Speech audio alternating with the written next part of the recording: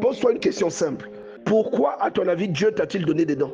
Parce que les dons là que tu manifestes, c'est le trait de caractère de Dieu. Ce sont des choses que tu retrouves chez Dieu. Pourquoi il te les donne?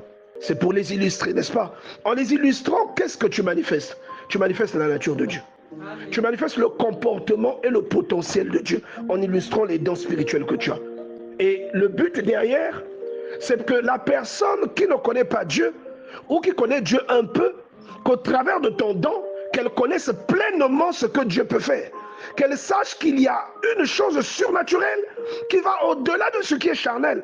Que la vie, elle n'est pas conditionnée seulement par ce qui est humain, mais que cette vie, elle est aussi jalonnée par des choses que tu ne peux pas expliquer d'une manière cartésienne. Ce sont des choses qui dépassent l'entendement. Ce sont des choses qui n'ont rien à voir avec tout ce que tu peux faire charnellement.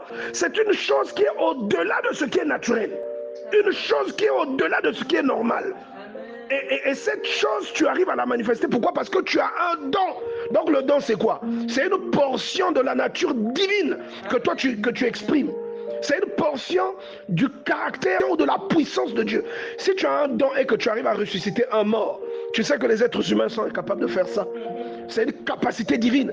Tu as un don spirituel que tu guéris les malades, que tu guéris les infirmes. C'est une capacité divine. Tu as un don spirituel, tu as le